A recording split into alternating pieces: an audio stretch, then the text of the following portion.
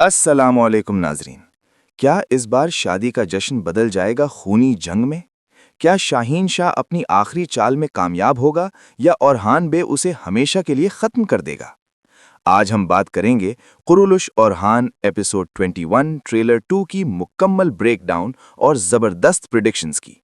Trailer में सबसे खतरनाक चीज जो सामने आई है वो है शाहीन शाह का आखिरी हमला। वो अपने बेटे की मौत का बदला लेने के लिए औरहान बे की शादी को निशाना बनाना चाहता है। लेकिन यहाँ एक बड़ा सवाल पैदा होता है, क्या वाकई वो कामयाब होगा?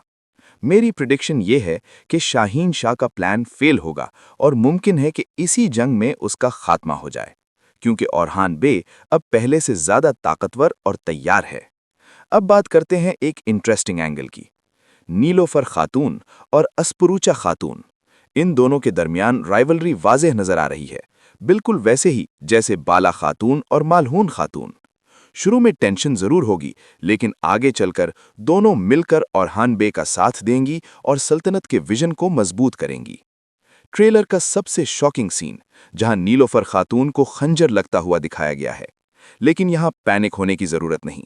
मेरी स्ट्रॉन्ग प्रिडिक्शन ये है कि नीलोफर खातून जिंदा रहेगी और मुस्तकबिल में मुराद अव्वल को जन्म देगी।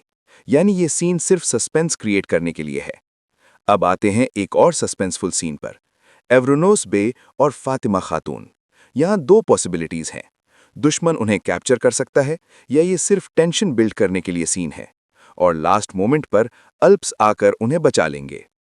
तो नाजरीन, आपके ख्याल में क्या शाहीन शाह वाकई मर जाएगा और क्या नीलोफर और अस्परूचा एक साथ आएंगी?